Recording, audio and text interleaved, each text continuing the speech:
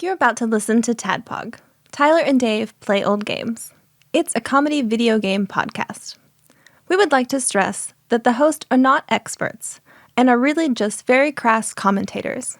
Seriously, this is an explicit podcast that happens to talk about video games sometimes. So please enjoy this pretty okay podcast with Tyler and Dave.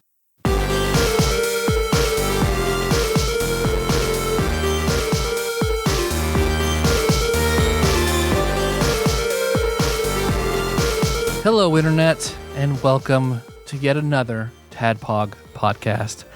It's a show that rain or shine, snow or sleet. School shooting. School shooting, that's true. A show happens every week. Whether you want it or not. That's true. And if you don't want it, then you're probably not listening to this. So, I mean... But yeah, it's a little show where Tyler, that's myself, and Dave. Hey, that's me. Over there, we play old games. Yeah, I like this new intro. Yeah, do you? Can we Good. Can we do this? I'll have to listen to it again to see what I said, because I won't know what I did at all. Next time, if you could do it in a French accent, I think that'd be cool. Yeah, all right, done. That's our new intro. See if I can get Jacob and Josh, and I'll just be French and almost spill my drink on everything. Two fake Frenchies talk about old games is our new podcast. It's about Greece, so it's and not popular in France at all. Yeah, we're not Jerry Lewis. No, but God, if we were. Yeah, so this week, it is a long time coming start of a series of episodes that I have wanted to do since almost the inception of the show. Yeah, and I've just been refusing it over and over again. I understand why. Yeah, I mean, it's a pretty awful game. Yeah. I mean, the dragons in this game sound like elephants. That's it. A huge problem for some people. But I'm referring to Suikoden. Suikoden. Is that the proper pronunciation? Well, because I think I talked about it a long time ago. You did. That of course, Ashley Shake. I have no idea how he came across this game, why he picked it up, but thank you, Yevon, he did, because he shared it with me and Josh, and I've shared it. We should have then shared it to Jacob, now you, and to all the rest of the nation, because I fucking love this game. Suikoden is a top 15 for me. Suikoden 2 is a top 10 game for me. Okay. But I feel like Suikoden 3, a top 5 game. Suikoden 4, a top 1 game. I like this math. A top 0 game. I'm sorry. Suikoden 5. Right. Suikoden Tactics. Suikoden Crisis. Is there a Suikoden Tactics? Yeah. Is there really? There is. Wow. Yep. I don't know why I'm so surprised. It is absolutely the black sheep of the series. Is it? Is it because it's bad, or? I've heard it's not fun. I've never played it. I think Jacob owns it. Yeah. But I've never even seen a screenshot of it. Well, it makes sense to me because it's like, I know we haven't let's just start talking about the game, okay? The game is the story of the game is extremely political for a non-tactical RPG. Mm-hmm. I feel like usually you get those political storylines in Final Fantasy Tactics. You get them in tactical games. You don't, and normally in regular ass JRPGs, you get the long epic sweeping stories that don't typically involve the intricate politics of a nation. Yeah, you just about this game I love, but I feel like it is a very good starter RPG for a lot of different reasons, and also it's refreshing because either it's refreshing for you to come to this kind of game, or it's refreshing to start you off on a good foot before you start going off on the games that kill God path, because that is most JRPGs. True. So it's like a Fresca in that regard. Yeah. Suikoden is it's a good Fresca. A good Fresca. It not only is it refreshing, it makes you not want to kill God. Yeah. It's a lime freeze from Steak and Shake. Yeah. It's a little different and just very refreshing. I miss those. As long as they never get rid of the cherry limeade, I'm okay. Is that it? Sonic? Oh, it's Sonic? Yeah. But the thing is, it's So Steak and Shake has that now? Oh, I'm sorry. Did you say Steak and Shake? Uh-huh. My brain just was like, well, let's go ahead and redact that, because our Steak and Shake is awful. The one in Paducah is awful. Oh, it's awful. And it's it was awful when I was in high school. Well, it's awful unless you don't want to buy food and want to instead buy drugs. Right. Then it's the best Steak and Shake. Right. But if you do want to buy food, if you enjoy waiting for 35 minutes of that please wait sign, you are in luck, my friend. If you enjoy like your server just sort of like walking by you and glancing kind of like, what you want? Going and just walking right by. Yeah. Our Steak and Shake is essentially the Chrono Trigger that's on Final Fantasy anthologies of fast food restaurants.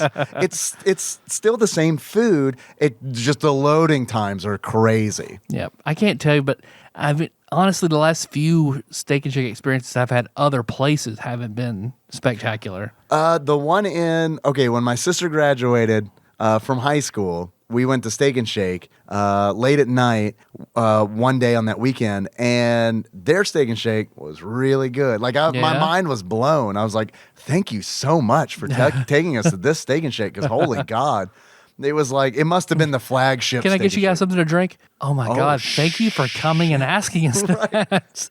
People work here, and not just like yelling at me after I've been here for 30 minutes.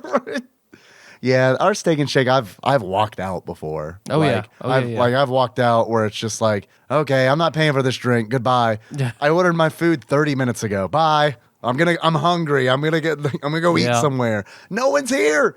I don't understand why my food is 30 minutes late. We're the only people here. So whatever. I'm gonna write I shouldn't be. This isn't even podcast material. I should write a letter. Yeah, both. Yeah. I mean, I haven't been. It took me many, many years after I went and the server wrote in a $20 tip on my bill. Oh, from Steak fun. and Shake. Yeah. When you said rode in, I heard rode in. So I figured like your server. The Undertaker rode in on a motorcycle into the Steak and Shake. You remember the time the Undertaker served you your string fries at Steak and Shake? Man, that was really sweet. That's another thing. Their fries suck unless like you gotta get a lot of ketchup on those guys. See, I like my favorite fry is a steak fry. Yes, dude. Steak fry is good. So yeah. So the shoestring fry, not my bag. Let's rank fries real quick. Okay. At the top, steak fry. Steak fry. Yeah. Right below steak fry, I'm gonna go waffle fry. I like a waffle fry. I'll go crinkle cut fry second. See, Kinkle Crut. That was my nickname in high school. Here comes old Kinkle Crut. Can't throw a basketball worth of shit. Kinkle Crut. Kinkle Crut, the comic book goblin, comes and tries to throw a basketball. Instead, gets elbowed in the eye. Kinkle Crut. Crinkle Cut is like the good gnome king. Kinkle Crut, our emperor. Do gnomes have kings or emperors? I like the thought of a gnomish empire. I do too. Like a vast underground empire that is like not too underground, not so underground that it's creepy. You're not in the Underdark. I mean, too underground, you become Silver Neblin. So exactly, yeah. Right. So not that. Like 6 people like that reference. Yeah, all 6 of our listeners, love that. I don't know, man. Crinkle cut versus waffle fry. It's tough, man. Waffle fry. Here's what I like about a waffle fry: more surface area. You got the surface area of a steak fry, but you got the crispness of a crinkle cut fry. The steak fry isn't always super crispy. It's pretty easy for that just to be get a little limp boy. Yeah. Always big though. So it's it's kind of like penises because it's like you get super big and they're not hard. They just kind of like So it's our favorite. right. Just they're like even when they get hard, they're not like you know what I mean. They're not like cutting glass hard. What's your least favorite? Baked potato, the vagina of the potatoes. So you love that steak fry, love that cock fry, not that vagina potato. I do like I like the vagina potato. I do. Pretty much if it's a potato, I like it. Yeah. I mean, let's be honest.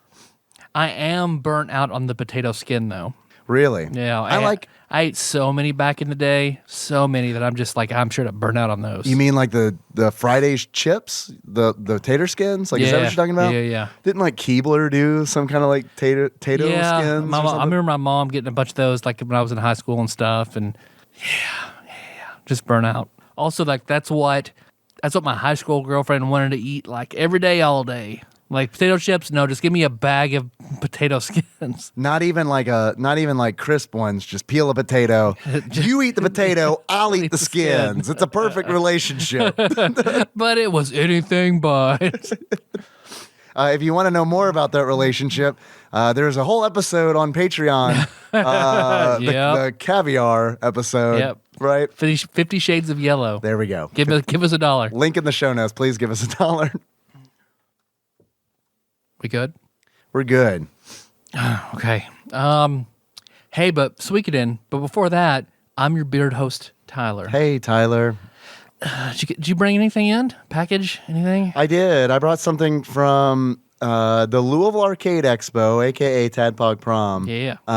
First-time caller Nate Glines gave me one of these, and here is yours. Oh, very nice. Thank you, Nate. I hate that I missed you. That's a lot heavier than I expected. Oh, yeah. Sorry. I should have warned you.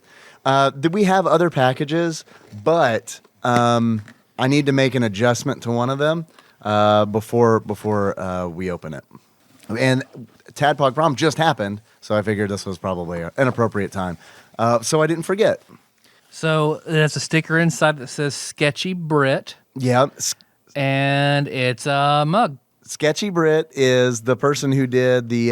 Do you remember the Etch-a-Sketch art that Nate brought last year? Yes. She did that, and he asked her to create these mugs, and they are heat activated. So like when you put, I should have brought boiling hot liquid with me because I have no idea what's on this. I had to is this a helmet? Is this a character from Castle Crashers? What is this? That is the Etch-a-Sketch logo. Okay. The one that she did for us on the Etch-a-Sketch. Is the TADPOG logo when I pour something hot into it? Yeah. Awesome. Yeah. Thank you. Thank you, Nate, very much. I'm going to take this to work and drink out of it at work. Very cold liquids only, though. Very cold, though. I don't want anybody to know. I'm going to do better than that. I'm going to take it to Steak and Shake. And the next time I place an order, I'll just watch. I won't drink from the mug. I'll just pour boiling hot liquid in there and just watch it disappear. Watch the image disappear. When the picture goes away, I also go away. Right, yeah, exactly. Yeah. Time heals all wounds, except for getting your food at Steak and Shake. I also remember youth group a long time ago. There's this one very, very dumb girl. Cute, but very dumb. We all went to Steak and Shake after church together. And I believe it was Brandon of Axley fame who convinced her that, if you come with the youth group on Sunday, if you leave your church bulletin, your food's free. So she was like, oh, awesome. And just tucked her bulletin under her plate and walked out. You mean that's not true? No, it's totally true. Go do it. All right, excellent. Everybody go do it. You got to go to church, get a bulletin now. You probably just would have paid $8. Yeah, it's a bummer. Yeah, I think you're right. I think I would rather pay $8. Yeah. What's going on? Remember when it got awkward for a second? I had a super busy week last week. I'm glad we did Smart Ball. That was only like 2 days into my super busy week. So we had some corporate people down. So Monday through Saturday, I was doing 12, 14-hour days. Yeah. But then I got Monday and half a day today off, and I was in Louisville with Melissa and with Jack, and it was wonderful. So I got to come in today, worked for a few hours, and came back and did show prep, so I feel much, much better. Awesome. I'm glad to hear it. I didn't do any show prep. I'm also super congested, so I'm sorry. Like I'm probably breathing like Blake after eating a hot and ready pizza. Just you are. Yeah, it's fine. It's that hot and ready. Don't lie to everybody. I wish I had some Afrin. Some Afrin? What is Afrin? The good nasal spray. Oh, okay. The effective yet addictive stuff. Oh, it's addictive? Oh, yeah. That explains why a friend of the family was always using that stuff. Yeah. I mean, seriously. Like, I remember asking, okay, all right, story time. Perfect. I remember being 8 years old. You're our bespectacled host. I am your bespectacled host, Dave, and I remember being 8 years old, and our family friend used to always use that nasal spray. And I don't know if it was Afrin or what, but he would constantly use it. So 8-year-old Dave did not know what that was. I'm sorry, 8-year-old David. I wasn't a Dave yet. I was David. No. I was in my pupa. Not until your balls drop. I was in my pupa stage. I had not yet emerged from the cocoon. A beautiful Dave. Third stage Dave. Right. Yeah. It's not my final form though. I'm not Mr. Moore yet. Oh, you'll be a beautiful old man. Oh God. Yeah. My hair's going to be all white, and I don't have a lot of weight on me. So I feel You'd be like Steve Martin. man, Yeah. that's so nice of you to say. I appreciate that. I've already got the arrow. Be reclusive and funny like Steve Martin. It's gonna be wonderful. Is he reclusive? Oh yeah. Oh, I didn't. Yeah, I like didn't no, realize I don't that. think anyone can talk to him except Martin Short. Except for ghosts. Yeah, Ghost and Martin Short. That's it. Only people we can communicate with him. I remember this family friend always using the nasal spray, and I didn't 100% know what it was, but I vaguely had heard of cocaine. Like I was old enough where it's like I knew that cocaine was a drug. Didn't know about nasal spray. Didn't know about cocaine. Yeah, exactly. Well, it's like, look, stand-up comedians weren't talking about nasal spray, No. but they were certainly talking about cocaine. And I was like addicted to stand-up comedy like from a very early age, right? Essentially, There was an episode of Yes Dear, however, that was about him being addicted to nasal spray. Yes, Dear. Is that the what is that? That's a Yeah, Is that the documentary Mike O'Malley was about- on it for a long time. He was like the sloppy husband or whatever. That's right. and That's right. Yeah, so not the documentary on Bigfoot that too. It was both. who married a deer. Yes, dear. I remember vaguely knowing, I had heard of cocaine. I knew it involved the nose, and I remember having a conversation with my dad where I was like, Dad, I am a little worried about Mr. Hank. I think he might be addicted to cocaine. And my dad was like, what? Well, he's got that. Get out of here, get out of here, boy. Right? You don't want none of this. You It's Afrin, and you don't want none of this. God, that is the best scene from like. Oh God, I love that scene where Dewey Cox just trying to get weed. Oh my God. It is the best. But I remember like him explaining, it's like, no, that's like nasal spray. His nose is like congested, and I didn't believe it. I was like, even after he told me that, I was like, Dad's in on it. right.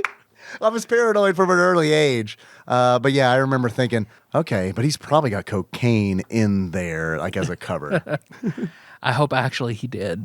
I hope And so like, you too. sniffed him out really early. Yeah. Yeah, but no one would believe me because I'm a kid. Just like Exactly. Encyclopedia Brown. Who's gonna that kid had so much support. Encyclopedia Brown, like adults just was like, they just believed him. He could have said anything. He could have built up, the reputation he gained from like solving like his first 4 cases. After then, he could have just said anything about, oh yeah, well, Mark stole the cookies, clearly.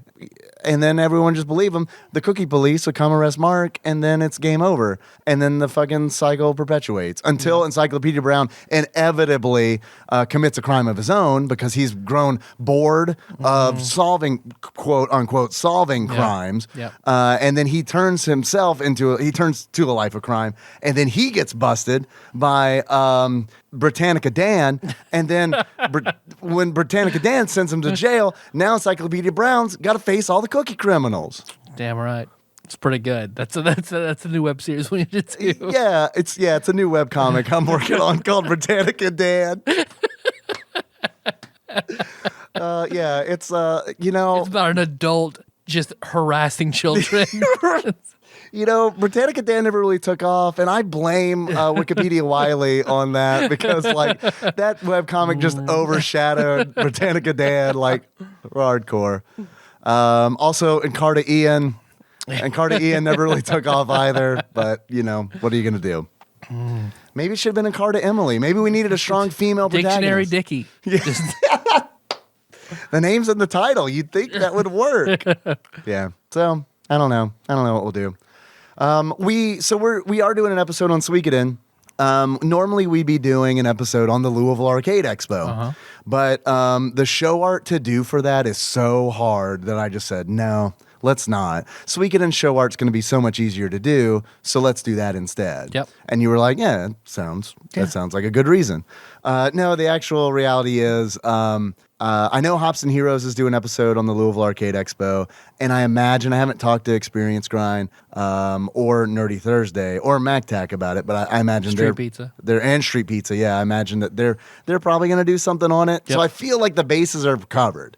Yeah, very true. Also, I didn't get to go you weren't- to it at right. all. I went for a few hours late Saturday night and then met everyone for brunch on Sunday, and that was it. Yes. And I think that if we do it again, if we do an episode on the expo again, I've got an idea that I think could be fun. But I definitely don't want to do it unless, we're both there. I don't want it to be me telling you, all right, now this happened. This is how much fun I had Yeah. while you had to work. I mean, I kind of remember it. I kind of remember what happened, but I really don't. These are all just like witnessed accounts. I don't know really what happened there. But I mean, it was a lot of fun. I do remember this. I will tell you this.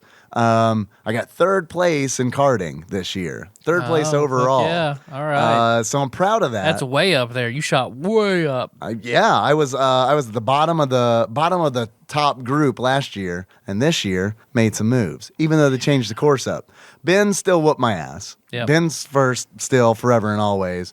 And then pinball archmage Chris Edler took the second spot. Oh, okay. And then I edged Phil out for third. Yeah, you're a much better edger than Phil. Yeah, even though he totally hit me with his cart. Yeah, Phil. And I did the Morton Koopa thing where it was just like, all right, I got damage. I'm just gonna stay in the middle. I'm not gonna let him pass me. There's no.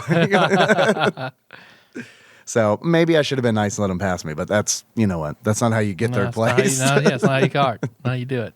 And that happened because I ran into Ryan of Experience Grind. I crashed into him because I was trying to pass him.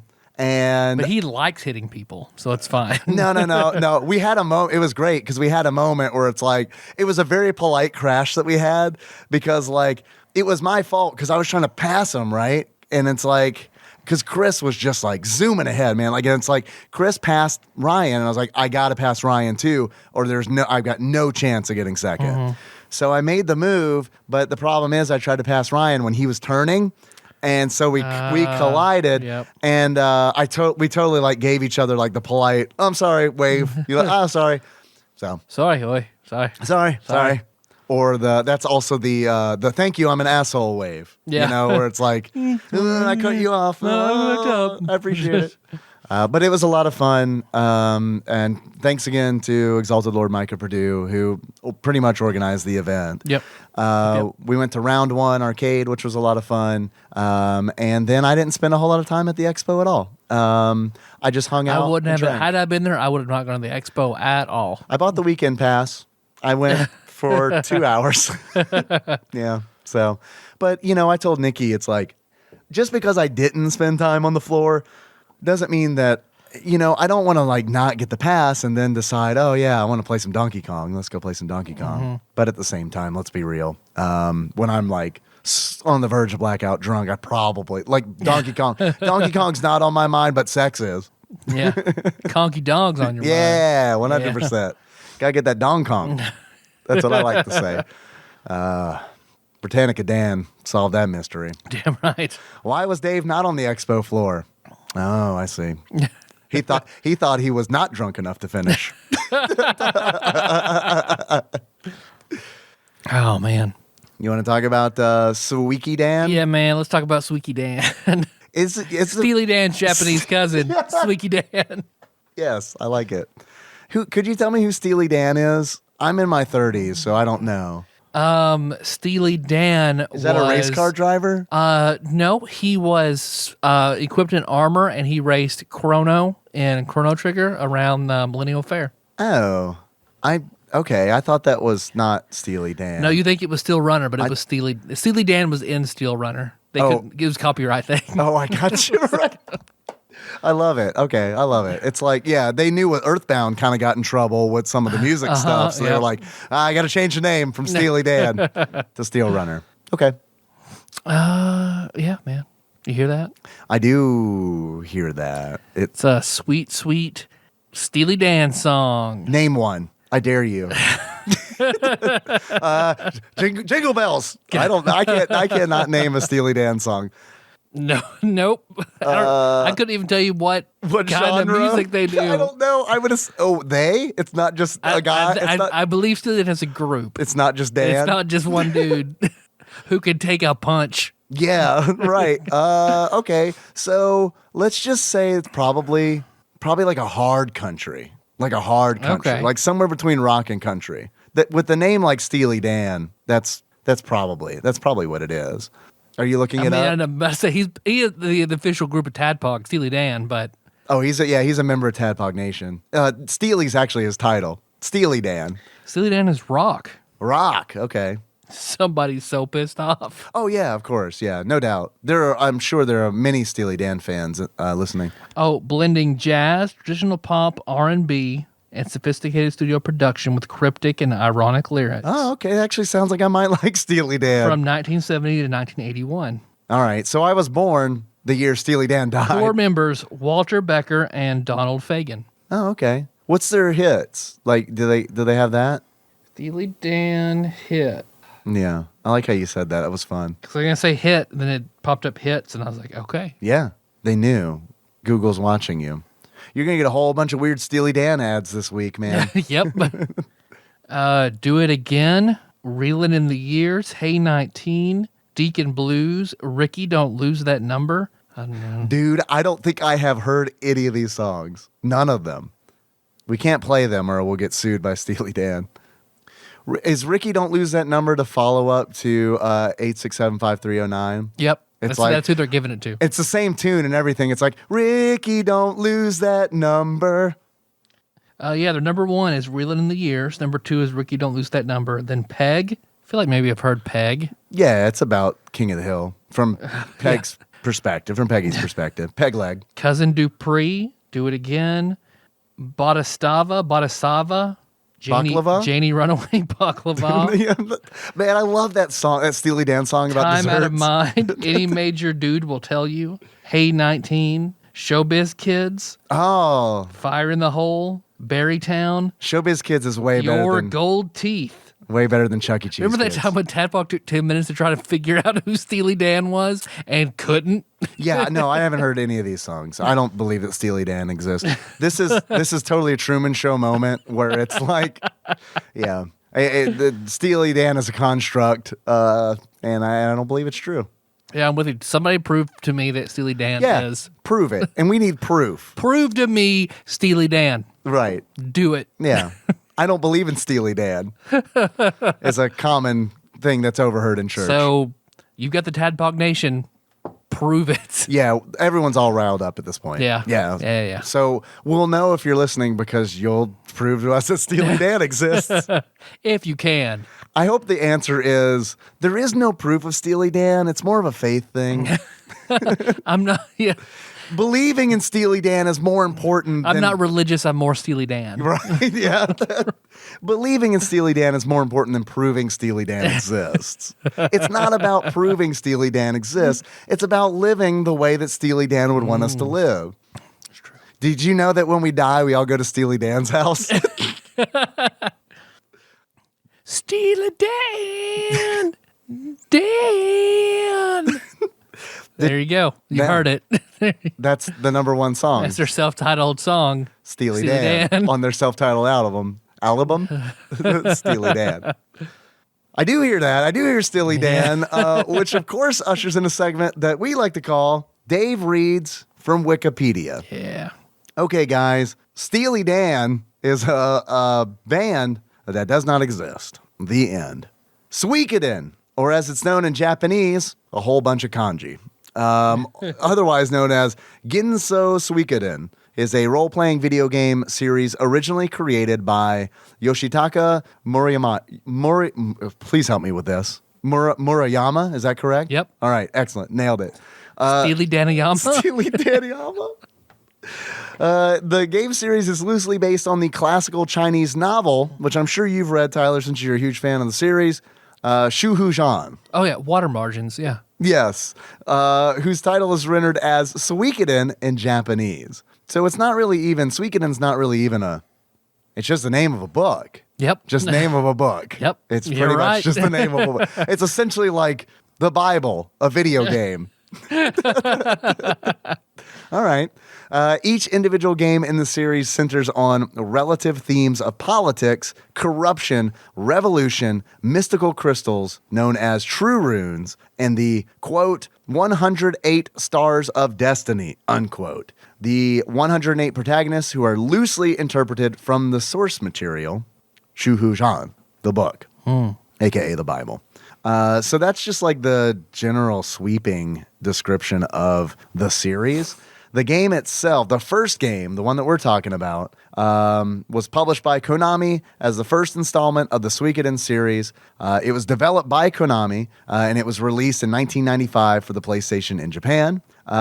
North American and British releases followed 1 year later, and I would like to say that I have seen the box art of the American release, and it is the worst box art that you could possibly imagine. Yep. They were just, it's weird because it's like I feel like when the PlayStation was like new, it was like, you know what? We're not going to do weird localized covers for the games anymore. But for Suikoden, they did. Suikoden art is very, very, very bad, and I never ever would have picked it up off the shelf in a million years. The PAL version, I think, looks very, very cool. They should not have changed it. Yeah, there's nothing really about the Suikoden 1 cover that looks in any way like Suikoden. I know that its creator loved Romance of the Three Kingdoms, or I forget what that game was exactly called. I don't know what that is. No. It had very similar box art. Okay. Yeah, because none of these characters are in it. I'll recognize none of these monsters. There's a dragon on the cover. There's a dragon in the game. So. There is a dragon in the game. Does sound like an elephant. Did you know that this game also came out on the Sega Saturn in Japan? No. In 1998. Oh, shit. And it also came out on Microsoft Windows in Japan in 1998. Okay, so the game, do you want to, they kind of go into the story. Do you want to do that? Do you want to read that? Or do you want to, okay. Yeah, let's talk about it. All right, let's talk about it. But man, the subsequent releases have the mural that you can create in Suikoden. What is the mural? I know what a mural is. I saw you pick up white paint. I did pick up white paint in the game. There's an artist you can recruit who wants to make a mural of the entire army. Okay. So you bring him all different colored paints. What army? The Liberation Army. Okay, the Liberation Army. The Josh Fort Army. Which you are tasked, you're tasked with creating this army, right? Okay, Yep. all right. So once you bring him all the paints, he finishes the mural. Like he'll do a quarter of it with the white paint, another quarter of it, well, not even a quarter of it, like an eighth of it. So you have to get a lot of different paint before you finally finish the mural, and it's great. It's what should be the cover of the game. So Suikoden is a paint collecting simulator? Yes. Okay. Exactly. Because this is the first thing we're talking about in the game. I know it's weird. I probably shouldn't have led with that. Okay. I've seen the sprite of the mural because, like I said earlier, the reason we're doing Suikoden is because the art is a lot easier to make for the episode. Yeah. So I went to spritersresource.com. I'm sure everybody's heard of it. And there is a sprite sheet of what looks to be a mural, which is the box art for the PAL version. And I'm assuming that is what is painted. Yes. It's like the circle, and it's like characters. All the characters in it posing and stuff. Yep. And your main character, Tyr, with his fight stick. Yeah. Yep. All right. Yep. But anyway, okay. Start All at right. the beginning. Suikoden. I think it is a very good introductory RPG for somebody. Why introductory? Do you feel like it's not like a difficult game? I don't feel like it's super difficult, and I feel like it does a good job with a lot of basic elements and some new cool elements. And just to get you along, because I feel like you can throw people off with the big killing God storyline. You can start off with this, that it's political, that the game is based on a large corrupt empire and then a small faction rebelling and growing strong enough to overthrow that corrupted empire. It's a way more grounded story. Yes. It has roots in reality, which I assume is because it's based on a book.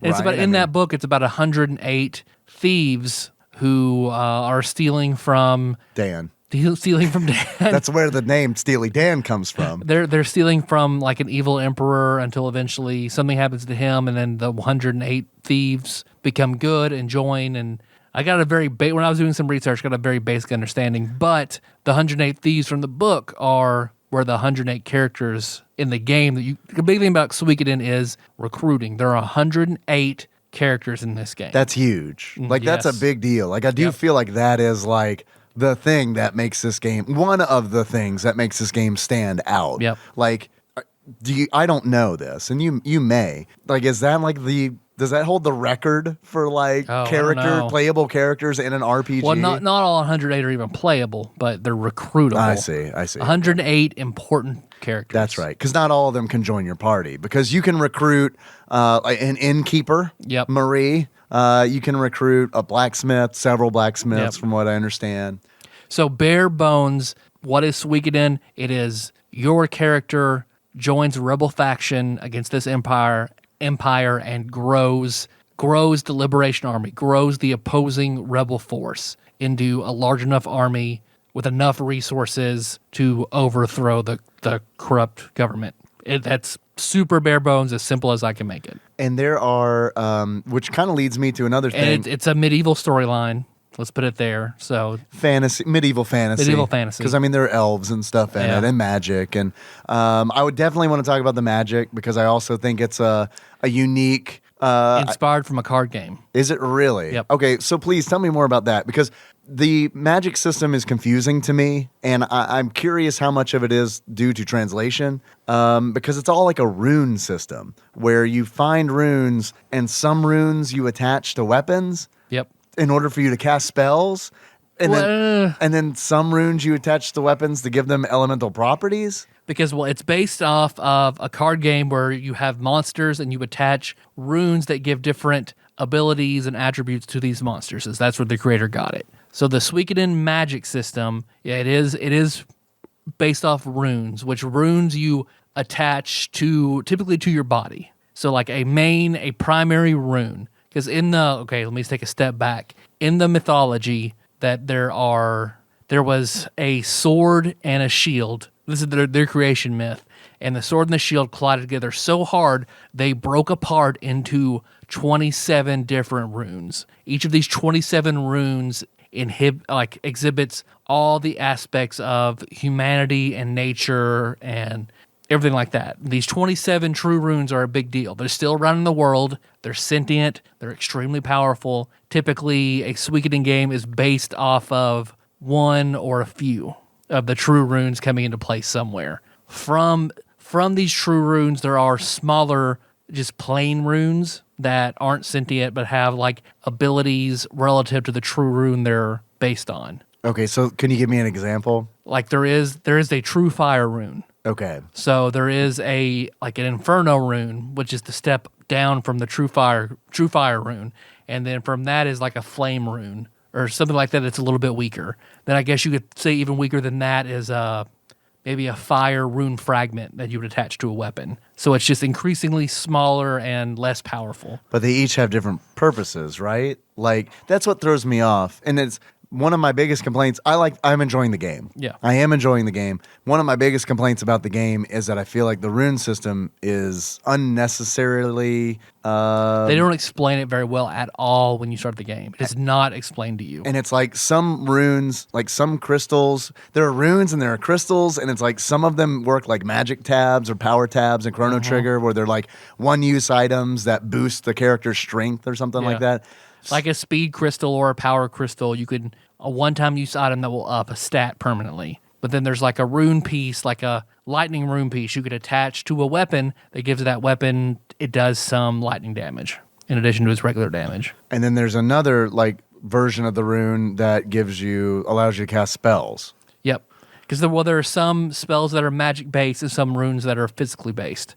Like, of course, Cleo gets like the fire rune very early on. The fire rune lets her cast various fire spells. Sure. And it's all based on that character's magic stat as to how many spells they can use from a magical rune. So, in order to attach them to a character, in order to attach them to a character, you have to go to an NPC. Yep.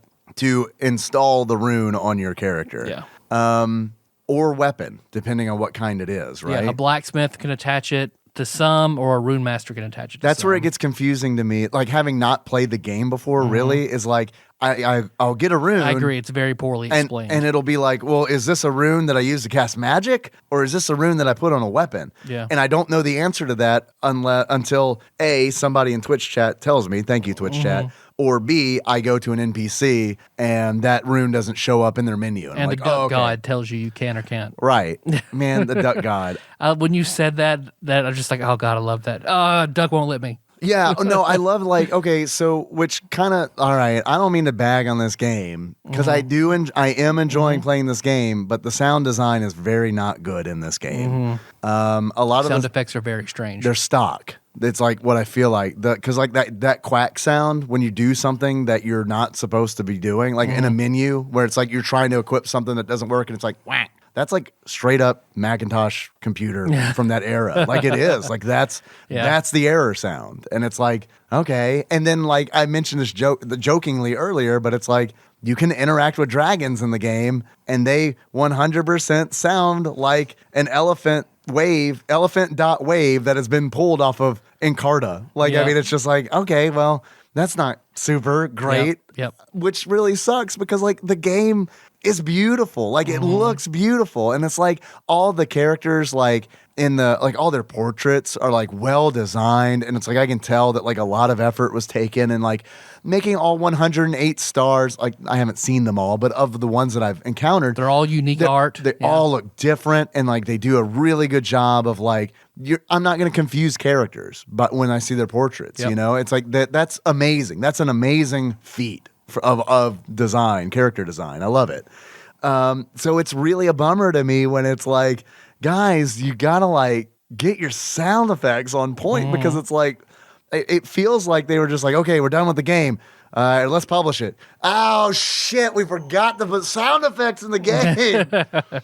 So but the music I think is good. Oh, I love the music. The music is different than any other RPG I've ever played. It is very like I know this is going to be really hard for me to explain to you, but I got confirmation from Time Lord Josh Edwards in Twitch chat because he jumped in and I was like, dude, I am so fucking glad you were here because this is Star Wars music. And it's very like the instrumentation through a lot of the game that I played so far is very like reminiscent of the first part of A New Hope where it's taking place on Tatooine, the desert planet. It's like very like woodwind, like oboe heavy. And it's got like even like, honestly, like if I listen to like one of those tracks out of context, not playing the game, I would be like, is this like a missing piece of music from the original Star Wars? Because it's like, I feel like it's a little derivative, but I like it because it's very well orchestrated. Yep. And it reminds me of something that I love. Yeah, I do not remember the composer's name, but it is a woman who wanted to break away from Final Fantasy and Dragon Warrior and the kind of music in those games to make Suikoden something different. But because of the runes, and then they're also just sheer physical runes. Like Pawn has the boar rune, and he can use the boar rune and to summon a boar, do his bidding. That's what I would assume it would do. That's what I would think too, yeah. But to do basically double damage on his next attack. That granted, the caveat of that is the next round he is unbalanced. Okay, so that's very similar to the clone rune that I put on Victor. Yep. Which is confusing. Which is a good call. Because it's like, why does do the same thing? Why did two different runes do the same thing? I don't know. It's like, come on, man. It's like, it sucks because it's like, God damn it. This game is like so close to being like almost like perfect game territory. And see, that's where I feel like Suikoden, all your problems with Suikoden 1 are fixing Suikoden 2. Yeah. I feel like Suikoden 2 is almost a perfect RPG. Okay. Well, I'm very much looking forward to playing Suikoden 2. I'm looking forward to finishing Suikoden 1 first. I don't feel like I'm that far into the story. Yeah, so you haven't even gotten like your first war yet, have you? No. And that's a big mechanic in the game is not only the recruitment, which kind of signifies Suikoden as a different kind of RPG, there's also like massive battles. Yeah, because let's see, once your character sort of was a member of the Empire, flees the Empire, and joins up with the rebellion and eventually becomes the leader of the rebellion. And then it's basically you going town to town trying to find people to build your army and taking little guerrilla type hits at the Empire as you grow strong enough to make an assault on. They have several different strongholds. So it's you going around trying to build up an army in each region to overthrow their stronghold, absorb their resources, so you could eventually go after their main stronghold. Okay. Which I like. And that's where you go and get a castle. You you recruit people. You build your own forces. Most importantly, you get to name the castle. Yep. Most importantly, so that's probably the best thing in the game is that you do get to name the castle that you find and kill spoilers. You kill a dragon in there and it becomes yours. Not the dragon, the castle. Yeah, the dragon's dead. I guess technically the dragon's yours too. You can just do whatever you want with the body. Now that we talked about the magic system, now I do want to talk about real quickly. It's again different because you can have 6 people in your party, which I love that. 6 people, and they're of different ranges. So you have short range, medium range, and long range. Which is cool because that's more tactical. That's like a little bit of extra crunch that I'm used to in an RPG. Because a short range character has to be in the front row. Typically, they're your strong, well armored, heavy hitters, or a mage to kind of balance out how powerful a mage is. Because like really powerful mages will have short range weapons, right? Yep. Okay. And then you have like medium range characters who, the hero is a medium range character, sort of good all around. They can be in the front row or in the back row. They're ambi. Yep, exactly. And then you have long range characters which need to be in the back and have projectile weapons. They're your archers. They're a little more fragile. So that's why I feel like one of the best characters in the game that you start out with is Cleo. Cleo is a strong magic character and a strong long range character. Like I pretty much had Cleo from the beginning. Like my first playthrough, like Cleo never left my party. I just upgraded her rune eventually to the more powerful fire rune, and she was amazing. So there aren't really classes. There are just combinations of the original intention was to have multi-class characters have several classes to get more powerful, but I think instead they decided we'll have just a whole bunch of characters that act differently. And instead of upgrading your weapons, you have them sharpened by a blacksmith. Which I think is an increasingly skilled blacksmith to improve your personal weapon. Which is very cool. I like that. I like that a lot. It kind of breaks the trope of going to a town, and every time you go to a town, you have better equipment in that new town that you buy and equip. And you eventually can recruit like blacksmiths and vendors of all different types to be in your castle, so you don't have to go town to town. Once you go to a town, then your inventory in your castle will upgrade where you can get those items there and things like that. Some things they also try to do some good quality of life things in the game. Like one, there are unite attacks between certain characters, which are kind of like dual techs in Chrono Trigger. Exactly. Like one powerful one early on is the hero and his mentor Kai can do an attack where they each get one single attack against every enemy out there, which is amazing early on. Yeah. So it was pretty much the whole game, be able to hit a standard strength hit to everybody. Yeah, it doesn't cost you anything either. Like it doesn't cost you a spell slot, which we need to talk about. Like, there's no MP, it's spell slots, which I think is cool because it's very D&D style, where it's like you can give a magic rune to any character, and dependent on how powerful they are with magic, they will get different. They'll get the same spells, but they'll get a different number of times they can use those spells. Yeah. And they may not have access to the higher level spells, too. Yep. I think that's a really, really, really neat system.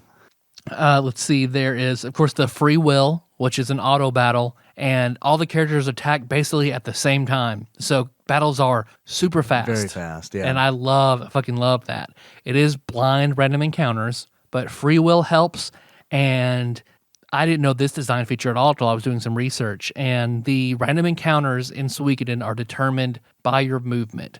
It's meant to, like, if you know where you're going to go, if the longer you move in a straight line, the random encounter rate drops. But it's more if you want to seek them out and doing lots of twists and turns, then the random encounter rate goes up. That's interesting. So if you have in mind, I need to go to this town, pick the shortest route, fewer random encounters. So I like that because, I mean, like, typically when you're exploring, you're kind of doing twists and turns, and it makes sense that you would have more random encounters than if you're going, like, in a straight line. Yep. So you talked about free will, which is a battle option. You can also bribe your enemies to go away, which you give them.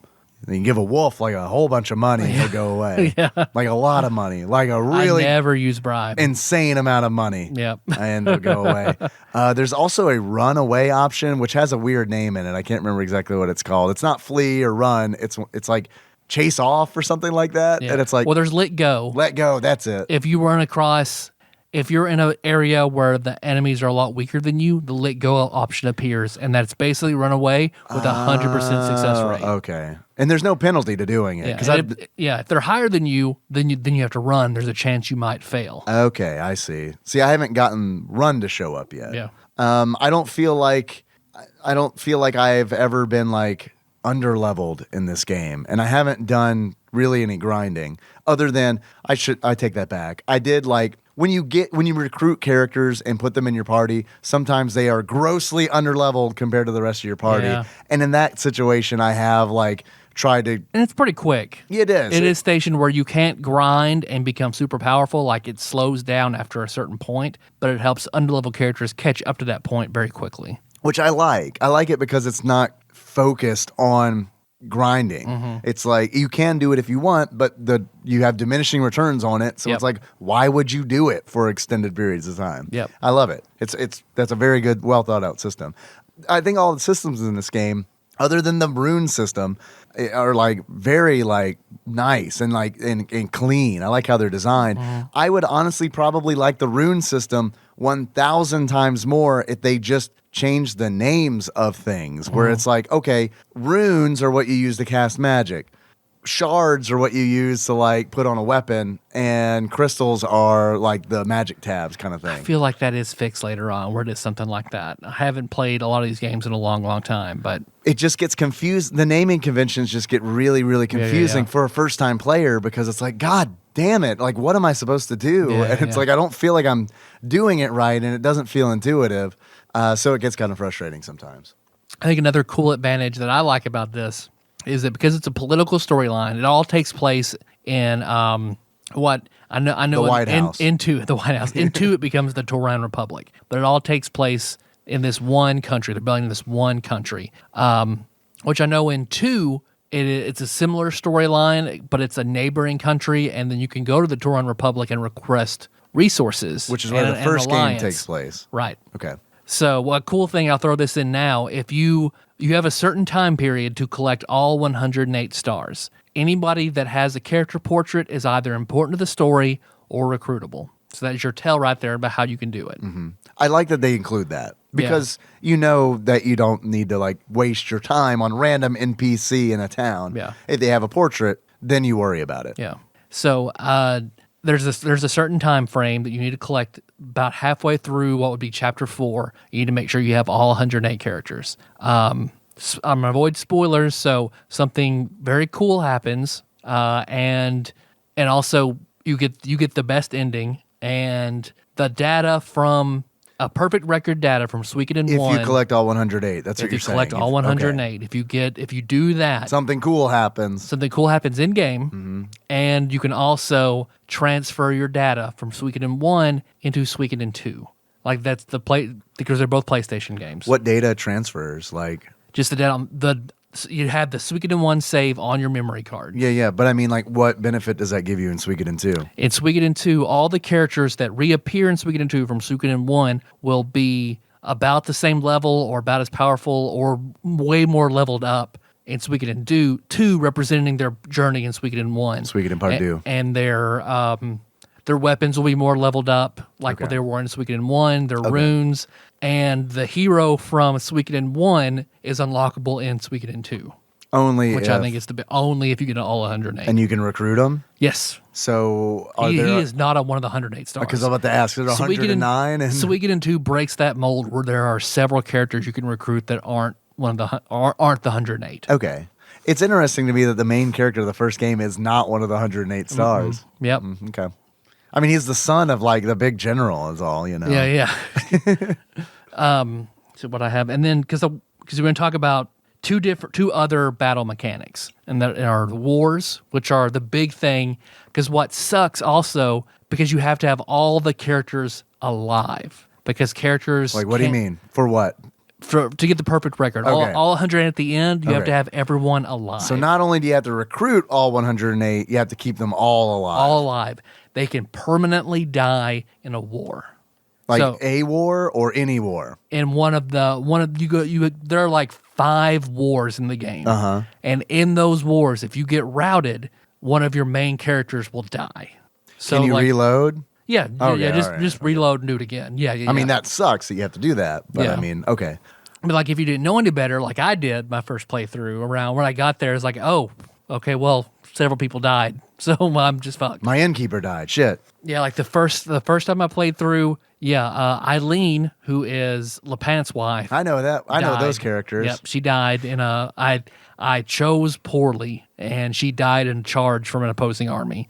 So I couldn't get the ending. I couldn't do it right. But you probably didn't know about the good ending. I didn't know. Right. And then the second time I knew about it, I played through. I fucked up and missed one character.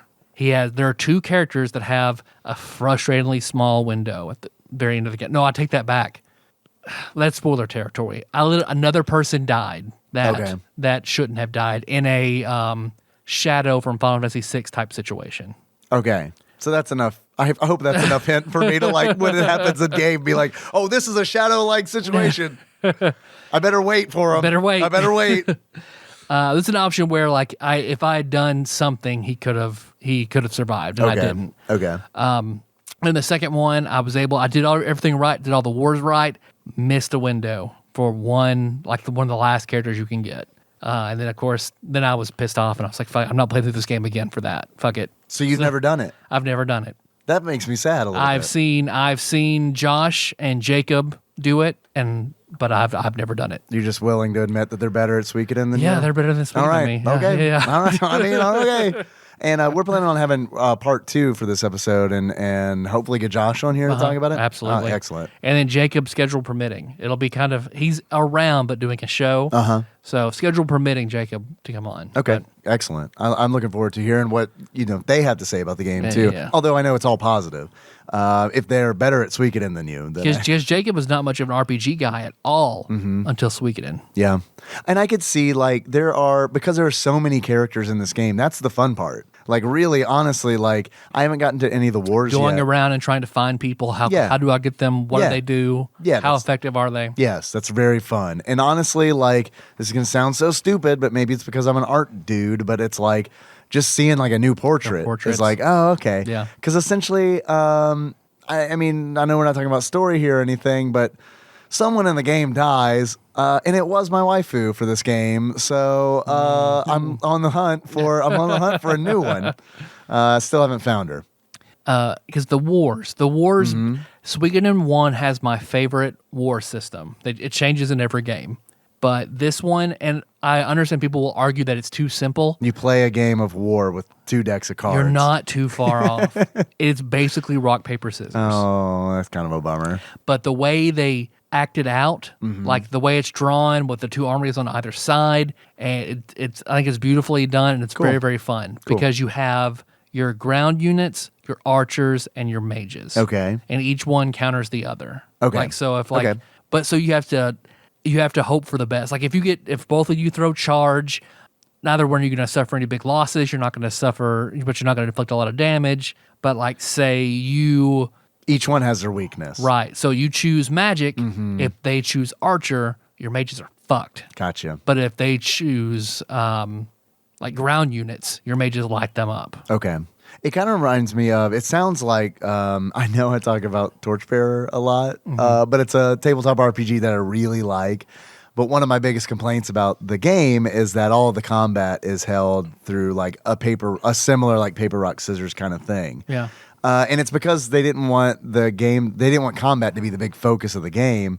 But like, it's got a really interesting system where it's like, if you lose, depending on the kind of conflict you chose, you don't necessarily die. You kind of like work out a compromise with like the opposing meta. In the meta, you work out like a compromise with the GM where it's like, okay, well, we almost killed them, even though we lost, so we get a major compromise, right? So kind of like that. Okay.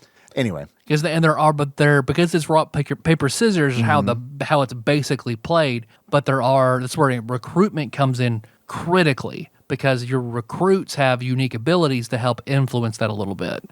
really. So like spies and stuff. I right. heard people talking about spies. If in you have a chat. ninja, you can send the ninja into the enemy camp. They come back and say, okay, their next move, they're sending out their mages. So then you know what your next move. Are they always right? You'd have your archers. Ninjas are right 100% of the time. Okay. Thieves on the other hand. I've read that before. Yeah, thieves on the other hand have a 50-50 shot. Okay. That they'll, if you, of course, you recruit Kryn, who I fucking hate. It's because they haven't been promoted yet. Right, They're exactly. still thieves. They're not ninjas yet. Right, exactly. Like they'll come in, they can come out, and they'll tell you, and they're right when they tell you, or they'll come back and say, I didn't see anything, sorry. Okay, so you're never given like misleading information. Right, no, they can just fail. That's cool. Okay. I like that because it would suck if they came back and gave you lie just to you. wrong Yeah. information. Yeah. You recruit merchants. Any merchant, you can send in your merchants to bargain with the enemy, and sometimes you can convert troops over to your side. You can pay them off, and they'll come join you, reducing the enemy's numbers. Because you have to wipe them out to 0 to win a war. Your strategists can boost the power of whatever your next attack is. So it does kind of break. I mean, it kind of breaks the rock paper scissors a little bit, right? Because of these additional features. And of course, but that's also where recruitment comes in handy, because you need to make sure you're recruiting everybody you can, because the max you can have are 3 ninjas. Hey, yeah, I like that. They kick back, right? Yeah, 3 ninjas, 3 thieves. So generally, wars almost take about 6 turns. So sometimes you're kind of blind guessing, hoping, or if you have enough. So a perfect war would be your 3 ninjas and your 3 thieves all succeed, and you know exactly what's going to go on. No risk of anybody dying. You just rout the enemy. Okay. But they get more difficult, I'm assuming the wars do, like as you I think they progress, will or? get longer and things like that. Okay. Yeah. Okay. And then like if I don't think you can use any more than 1 unit on 1 turn. I can't really remember, but I know like if you use Matthew, you can boost your ground units. So if you know they're using archers, use a super ground unit and you'll do 2 turns for the damage in one go. Okay. Cool. I'm kind of looking forward to the wars. But also kind of not, because it's a completely new mechanic that I haven't I'm excited to see it, but I'm not expecting that I'll do well. Yeah. Starting out. Well, because if anybody dies, just reset it. Just say before and reset it. All right. Another component is usually like after the war, when the enemy's on its last legs, you'll come up to their enemy general, and then you taunt him. Then we'll duel. Oh, okay. So it'll be Tyr versus whoever the enemy general is on a one-on-one battle.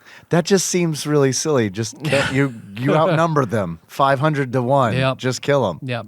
Or capture them. Let's be humane, I guess. Yeah.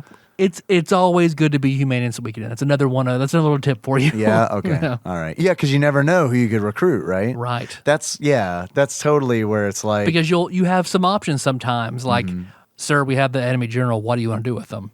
Spare them, kill them. So, like, I know spare them. James Livingston, when he was playing through Suikoden, he was like, fuck them, killed everybody. Yeah. So some of them you might be able to recruit, so you don't really know. Some you can, some you can't. Got a real Magus situation on your hands. Yeah. So okay. I like that. I need all the tips. And then with dueling is pretty similar, because you have attack, all-out attack, and defense, and they counter each other. But your little tip is what they say ahead of time. It's a normal tip. Yeah. It's a good size tip. Yeah, it's good. People say most duelists prefer that size tip. Right, yeah. No, it works out.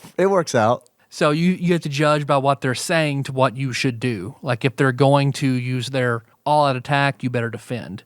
This is specifically in the duel. In the duel. Okay. Yeah. So and it's your health bar and the enemy's health bar. So I mean, is it pretty easy to figure out? It's pretty easy for them early on. It's much easier. Then it gets much more difficult later on. Okay. Yeah, I'm assuming you're not able to save between the war and the duel. It's kind of like a one-shot kind of thing. I mean, I can't really remember, but probably not. Okay, just curious. I mean, it seems like it would lessen the experience if you could save. So yeah. My PlayStation has a save stay feature on it, so it's pretty sweet. I love those PlayStations. Also, I'll give you another tip, because there's somebody you recruit named Vicky. Vicky and Jean are both in all the Suikodens. Okay. Vicky It's still under debate if she has a true rune or not, but she has like a blinking rune, which is what you use for teleportation. Okay. And all her spells and stuff like that have involving teleporting in objects and things like that. You can use her in battle, but she's mainly You used... can't use her in battle? You can use her in you battle. can Yeah, use yeah. her. I got you. Okay. Her main thing in battle, her main thing in the castle is just... Being named Vicky. Any play... She's like Small Wonder. She's cool. She'll teleport you to any place that you've been. So, which is a huge lifesaver by the time you get her. Yeah. And then she gives you an item called the Blinking Mirror, and she has another Blinking Mirror in your castle. So you use the Blinking Mirror to go back to your castle, and then you use her to teleport you somewhere. So, you use the blinking mirror. I got you. It I is got a spot you. So in the your blinking inventory. mirrors and inventories. Yep. Okay, Use gotcha. that, go back to your castle. Go back to gotcha. Vicky, and then I Vicky will gotcha. teleport you. Cool. I never made this mistake, but apparently it's very common. Keep the Blinking Mirror on the hero. Okay. If you give it, because I saw you were pissed off about you had the Dragon Seal incense, Yeah. gave it to Luke, And then Luke left the leaves your party. party. Right. Which I'm glad you told me that his name was Luke and not Luck. It was like, oh yeah, L-U-C is probably Luke. Probably not Luck. You sent, but I had instances where like Victor will leave your party for a long period of time before he comes back. Several people give the Blinking Mirror to Victor. So when he leaves, it's you'll go gone. through 10-20% of the game without the Blinking Mirror, having to backtrack and run I gotcha. all over the fucking globe. And I don't want. sucks. I don't want Victor to leave. Yeah. Even I though, love Victor. Even though I now love I've Victor. got more characters and I know what to do with. Yeah. And I think that's really neat because it's like I've got the whole LaPont family. Yeah. You know, it's like I got Daddy LaPont, Mama LaPont, Baby LaPont, and it's Yeah. like, man, I just want to make a big old family and like we'll roll around and party like that. That's that's the fun of the game to me. Like right now, like that's part of the fun of recruitment. It's not only seeing the portraits and stuff, but it's also being like, man, like what kind of themed party could I create? Yeah, because there are a lot of good, and a lot of people like you wouldn't expect to be good, like Antonio the chef. Yeah. He, for some weird reason, he can use shields, which you don't use a lot of characters that can get shields, I don't but it think makes I've- their defense through the roof. I don't think I've ever been able to buy a shield for any character Yep. so far. Yep, he can use one for some But reason. I do have Antonio. Yep. Antonio can join your adventuring party. Yep. The chef. So can the guy who makes the elevator. What's the why? What's the what? He's Sergey. super shitty. Sergey. Sergey. What's the who? Like I remember Sergey because like his portrait doesn't look like this, but his sprite in like the overworld or whatever, he totally looks like David Tennant, Doctor Who, because he's got this like trench coat Orange on. trench right? coat, yeah. Because there's a lot of characters you wouldn't expect to be able to use that you can or have weird abilities. Why but- would you? Just Yeah. for a hard mode run or something? Yeah, or if you just what? want to do something different. Or early on when you don't have a ton of options, like you've got like Yeah, but I 5 feel good like- characters, I got 5 good ones and 18 shit ones. Taiho, Yamku, and Sergey. I guess Sergey. Dude, and it's like, okay, so I got a question for you. I think it's Yamku. It's like, I was going through, like, who should I, the first time I get the option of, like, you can build your own party now. You have enough characters, you can build your own party. Like, Yamku's, like, strength was through the goddamn roof. Oh, really? The roof. Compared to, I've been drinking a little tiny bit. Compared to the other characters. And We it's got like, some good blood orange cider. yeah, this is actually really good. I'm going to regret it because it's cider. It's going to give me a crazy headache, but it's called Space Unfiltered. But it's like, I don't know. It's like, I'm constantly wondering, like, oh, is this character, like, secretly good? You will find that sometimes. Like, Of course, it's a JRPG. Of course I will. Yeah, I mean, that's like- kind of how I feel. a lot of the elves are super powerful. Like, one of the last recruits that I get is an elf named Angie, and his magic stat is through the fucking roof. So, of course, I had to put him in my party. And, like, the obviously good mage, Crowley, after Aleister Crowley. Dr. Crowley. His physical stats, attack, everything is shit, but he has the strongest magic But in the game. he does summon Satan. Yeah, And, yeah. It does pretty good in wars. Yeah. Let's see. Pesmerga, this huge black knight, is very, very strong. But I think the physically strongest character in the game, he's super slow, but he looks like King from the Tekken series named with the- Fusu Liu. He looks like a giant wrestler with a tiger hat on. Okay. And he's awesome? I used him, I put like a double beat rune on him and used him in like the final battle. A double beat? Double beat, they hit twice. Okay, I got you. And then some, I mean, runes like that, I think double beat, I don't think you suffer unbalanced from it. Oh, nice. So no, you'll get the character of Valeria eventually, and Valeria's Falcon rune, double damage, no unbalance. So you just every time just tearing through shit with her. Cool. So that's, I mean, you have to kind of find the OP physical runes for physical characters to keep up with magic characters. Gotcha. I don't use magic a lot because it's, as we all know, a consumable resource. So I prefer physical characters. Yep. I'm also afraid to use I'm afraid to use the Soul Eater rune because it's cursed. They discourage you like it's gonna fuck with you. I know. You can use it all okay. you want. All right. Okay. Because the game, like in the narrative, they're like, "Be careful when you use this." Yep. I'm in pain 100% of the time for 300 years. Please don't use this. So I'm always like, I guess I won't. I guess I just got a worthless rune on me. No, I mean, Soul Eater is pretty fucking badass, but yeah, they make it. I guess that's just for narrative effect, but really, you can use it every battle, and you're totally All fine. right. They should have put JK in parentheses. But it's the rune that governs life and death. Okay. It's one of the true runes. It is a true rune. Yeah. So when the sword hit the shield, a little piece of that was the Soul Eater. Yep. Okay. And because it's sentient, it chooses its wielder. Probably on the sword part is my guess. Yeah. And anybody who bears the true rune typically also have immortality. Or gives a true rune to a bear. Because like I do have some true, like we don't know, because usually like you at certain portions in the game they will mention another country, so you get a little glimpse of how big the world is, and all the bordering countries and how they interact. So because like they'll mention, I forget the country in Suikoden 2 to the south, like Paraguay. should we go to Paraguay and request resources, or we'll strike there next. So then you're in Suikoden 2 next, fighting against the country on the other side of you. And then Suikoden 2, then you hear about the Holy Kingdom of Harmonia. Well, Harmonia is a big thing in Suikoden 3. You mentioned you see a character come over from Harmonia and a character from the Grasslands, which are two more countries a little further south. Okay. So they're world building essentially, like as they go, which is cool. I mean, like, I'm glad that I mean, one of my favorite things about the story so far in Suikoden is the fact that it is so small geographically, and I don't know how big it opens up, but it's like so far it's like a lot of stuff is happening in a pretty small space, and I like that a lot because it's like it makes more sense. Yeah, it not only I fall into this. I have this written down in my notes because I fall into this trope whenever I like run D&D games. I'll have a massive continent with like 4 cities on the whole fucking continent. Right, sure. So this breaks it down where you just have a ton of big or little or extremely little settlements in a country. It also allows them to focus on the narrative, which is the part that I really appreciate because it's like the story is quick. I mean, like things happen pretty quick. And if you had a large area to explore, which is fun for a lot of people, but I mean, when you got a large area, like Final Fantasy VI, for example, I love Final Fantasy VI, but there's a lot of, like the first time you're playing it, I feel like there's a lot of exploration, especially in the second half of the game. Yep. And it's like there isn't so much of that in the whole world. There are like 12 towns. Is that right? I've probably gotten to like a quarter of them. In Final Fantasy. Oh, like, right, yeah. Final Fantasy. The whole world, like you go to a continent the size of Asia, and there are 3 cities. Right, yeah, exactly. And it's like, I get why they do it from like a game mechanic standpoint. Yep. Like, you got to get those levels up, dog. Yep. But I mean, like, it's nice to play a game like Suikoden where it's like, you don't have to worry about grinding for experience that much. You don't have to worry about traveling that much. It feels like a tighter story. And I like that.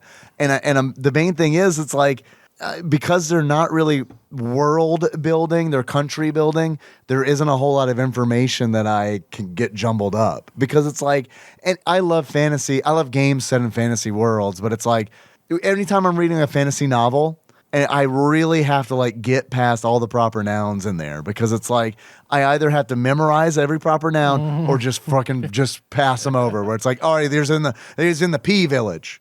Just remember his village he's from starts with a P, and it'll be fine. And later on, I'll marry those two. It's like he's from the land of Periwinkle, and it's like I'll just say it's the P. It's the P land. Like I feel like in Suikoden, there's not a lot of time for me to forget stuff. Yeah.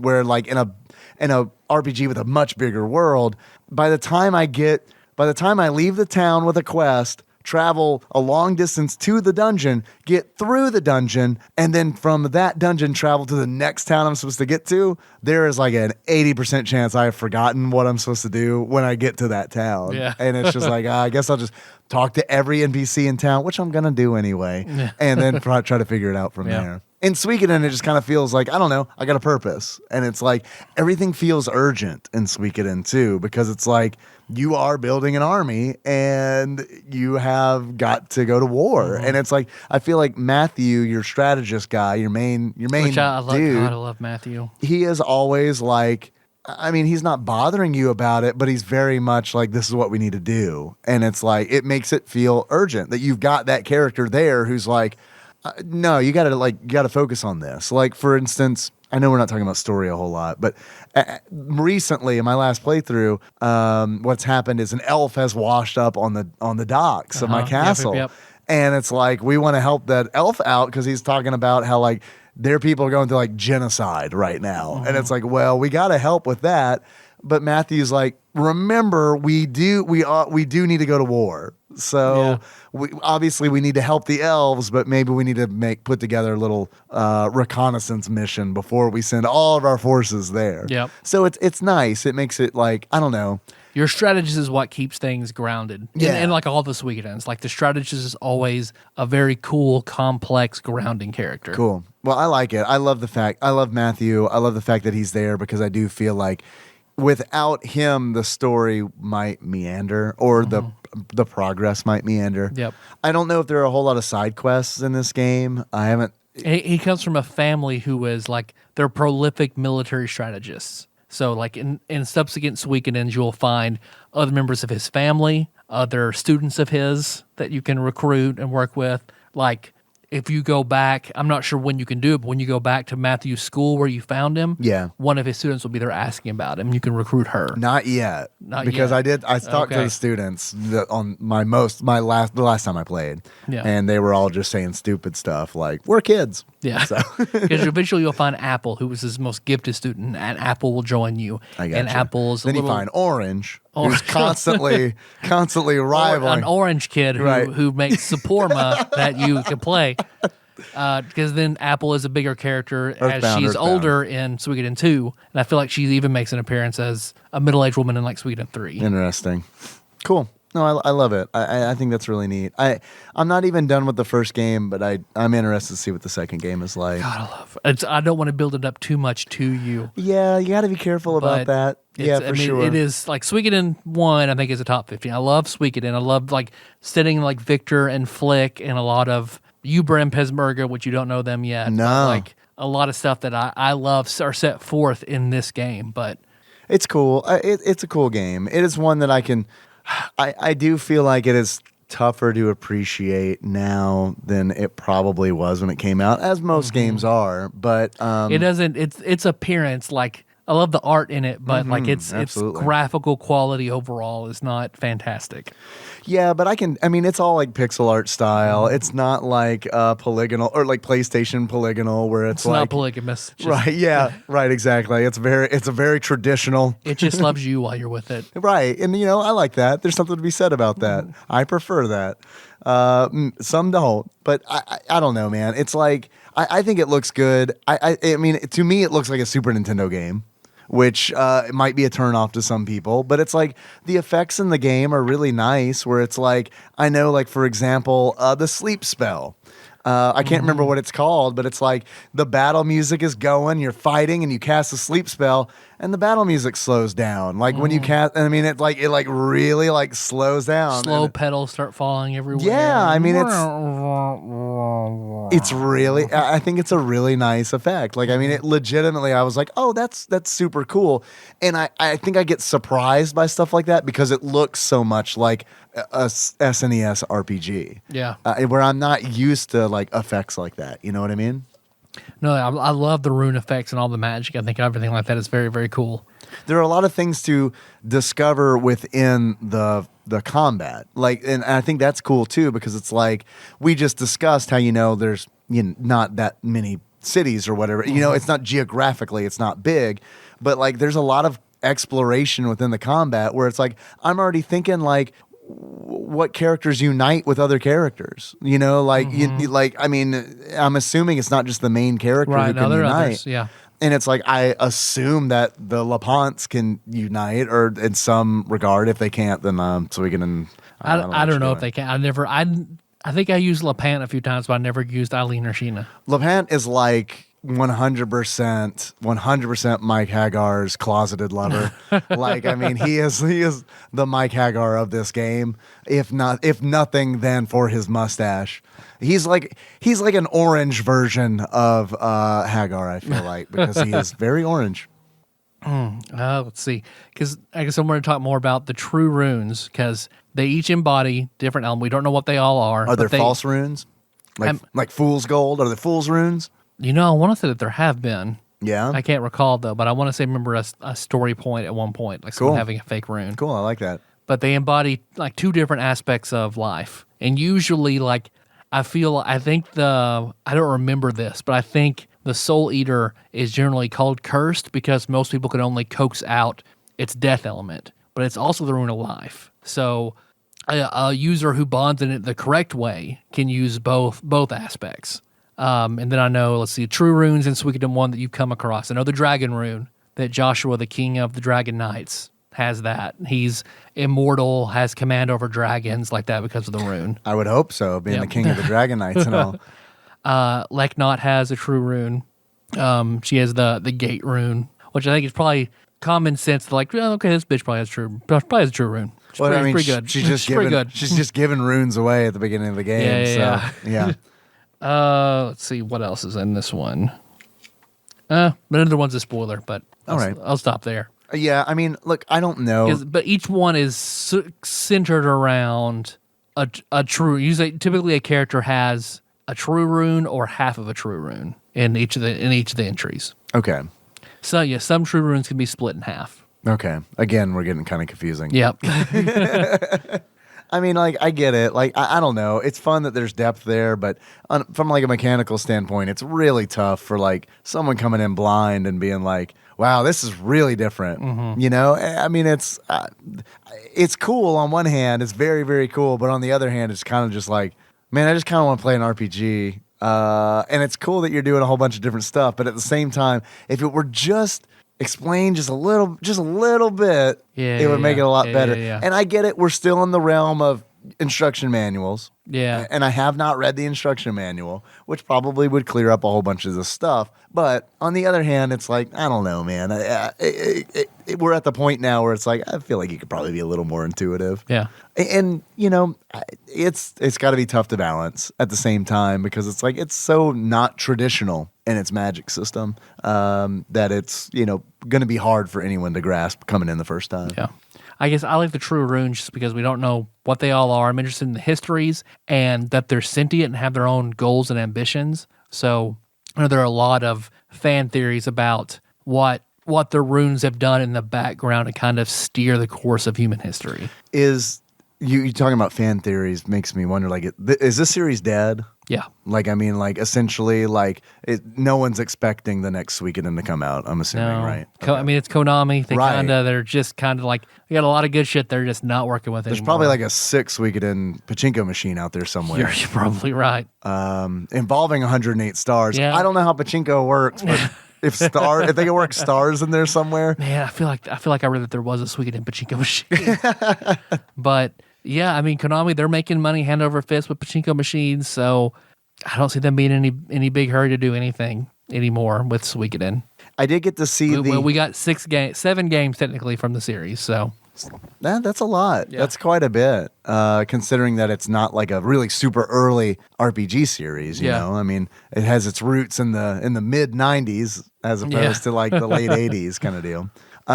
It was nice seeing the Konami Earthquake screen, which I'm super unfamiliar with because I didn't play. I didn't play a lot of Konami games for the PlayStation, so it's like, honestly, like the first time I saw it was like I guess when I played Symphony of the Night, which was way later than it came out, and it's like, oh, okay, I guess Konami had this like Earthquake intro that they did for a while. Yeah, except you see that on You didn't play the original version, but I think that's on Symphony of the Night as well. Yeah. Yeah. And Rondo. Yeah. Is there so why do you love this game? It's different, and I love the recruitment. I feel like that's the big selling point. That's your favorite part? Yeah, the recruitment and the castle building and mixing and matching, and then like all the characters are really different. They do a really good job of differentiate every character and their strengths and their abilities and their backstory. Like Victor and Flick they're two hard-headed guys from the Rebels, but character-wise, once you get to know them, they're very different. And I love Victor and Flick. Victor's like a thief type character. He's the brawler, kind of uncouth bear thief, and A grifter. Flick is your red mage type character. I gotcha. I haven't spent a lot of time with him. He's lawful good. Like Gotcha. He and I shared the love of a woman, so we are rivals. So I don't know what it's going to be like when he joins my party. And it never hits the nail on the head, but you can just surmise some things. Like you eventually find out where he's from and something you can put together. It doesn't say it obviously, but you figure out some things about him. Interesting. After you go to a village later in the game. Okay. Then everything becomes a little more obvious. Okay. I'm looking forward to it. I think the characters are also my favorite thing in this game so far. Yeah. I really do. I look forward to that. I don't know that I'll be done with the game by the time we talk about it for an episode. If this is 3, ideally, I think this game should be 3. This game should be 3 episodes. Seriously? Yeah. Seriously? Yeah. You don't think we're gonna run out of stuff? No. Okay. It's kind of this is like the intro to the mechanics of the game. Sure. We bring on Jacob and Josh for stories and breaking down the overall story. Like we can do spoilers in future episodes. But you guys are gonna have to walk on fucking eggshells because I'm gonna be like, I am at the part in this game where I did we just know how far you are, and then Yeah. we'll just make sure we fill in our notes that we don't go past that point. All right. I'm fine with that. Okay. All right. And then because I'd love to talk about it after you finish the whole thing. Yeah. So okay. All right. It's not a long game, right? People are telling me it's like a 20-hour game. Hours. But I'm 12 hours into it, and I don't feel like I am far at all. Well, I haven't even had a war yet. Yeah. I feel like once you get to the wars, and it starts escalating pretty quickly. Okay. Right now I'm just going to the Great Forest with an elf. Yeah. That's my thing right now. You're pretty close. You're pretty close to a war. To a war? Yeah. How far would you say? Am I a third of the way through the game, maybe? Yeah. Okay. All right, good. Yeah. I can deal with that. Because you're about to, I feel like after after the elves, you have your first war. Okay. All right. The elf war, they call it. The elf war. Yeah. Well, I feel like we're about at time there. All right. Do you want to, so you want to cease all talkings of Suikoden? Yeah. Would you like to take a call or two? Or Let's take a call. All right. Yeah, because we don't have achievements or beards and glasses because we're not done yet. I'm going to save that for the last installment of Suikoden Cast. Let's see who's called us. Who has called us? It's not Phil. It's not Phil, even though he said he was going to start calling us on the regular to blockade the Adam calls. It didn't happen. Didn't manifest. It's okay. Let's see. This is from 580. But I'm not sure if it's a different 580 or if it's 580. Let's find out. Talking TADPOG, Chris here. So I was listening to the LSD Dream Simulator episode where I can't remember who called in. That is an old episode. I'll have a link to that in the show notes. But somebody called in about either hearing the weirdest noise when you're giving face or receiving a Brandon Johnson, which reminded me, because I love your guys' story, reminded me of a time when I was making sweet, sweet love to the wife. Making face. A couple years ago, where plowing away, as one does. You can tell he's lying. And all of a sudden, my dog, who was a puppy at the time, decided to run up and lick me square in the brown eye. Yes! Nice. And it come? released a noise from my mouth that sounded and Your back mouth, I think you mean. resembled Hank Hill when he's surprised. Whoa! Noise, which caused a face of complete confusion with the wife, who every time she brings it up nowadays can't stop laughing whenever she makes the noise again. Yeah, so that was my weirdest noise. Also another time plowing the wife, and a bead of sweat dropped off my forehead into her mouth, which, All right. was funny. Again, you can tell he's lying. Clearly, Chris has never had sex before. I was in her, that it's that hole that it feels like there's like Tupperware filled with cream corn. For me, which I can always bring up, and she doesn't laugh about it. In fact, she gets pissed about it whenever I bring it up. But it's payback. So, all right. Love you guys. Later. Thanks for calling, Chris. I got to meet Chris at TADPOG prom, and he was super cool. But I'm gonna make a weird assumption. Let's just call it an assumption. If she's mad about the bead of sweat going in her mouth, I bet there's some things she's not into. It's about to say, because Melissa loves it when I'm sweating all over her. She loves knowing that I am working for it. Yeah. You're getting it. Well, it wasn't so much the sweat that I'm going for, but it's a good thing I'm so fat and I sweat easily. So it's easy to get her into it. And you guys exclusively fucking saunas. I've been meaning to talk to you about that, but the YMCA called and they're sick of your shit. Thanks for calling, Chris. It was nice meeting you in Louisville. Good luck with the dog. Now that it's got a taste of butthole, it'll never forget. I'm gonna go back. Trust me. Might as well just trust me. I know. Might as well just take it to the pound. Let somebody else deal with that butt licking dog. Next call. This is from 361. Fucking Tadpog. This is Bubba Shane. Hey, Bubba Shane. I've just listened to the Patreon episode, the new in October. And Taron brought up a couple of different sex terms involving sea creatures, one being the seagull, one being the whale. I also have heard of a different one. It's called a dolphin, and or more specifically, flipper. And what a flipper is when you try to fuck a girl in the ass, and then she bats your hand away and goes, so it makes her hand look like a flipper and makes the noise. So I thought that was a fun thing. And then she rescues you from sharks. Anyway, y'all have a good day. Bye.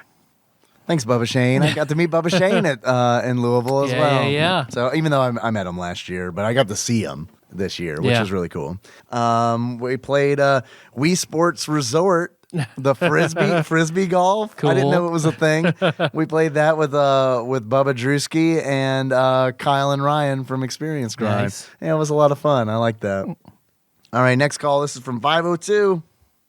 Hey, Tadpog. This is Nathan from being slightly better at Dave at Street Fighter 2 Championship Edition It's true. at Paul Korn's birthday party. What's up, Nathan? Anyway, I was calling to let you know that I think you guys might be onto something here. You stated in a 2016 episode that Tony Danza is probably the actor best known for playing characters called Tony. Uh-huh. Well, I wanted to let you know that 2 years later, in the year of our Lord 2018, Tony Danza is playing an ex-cop, on a Netflix show called The Good Cop. Called Tony. His name, Tony Caruso. Yes.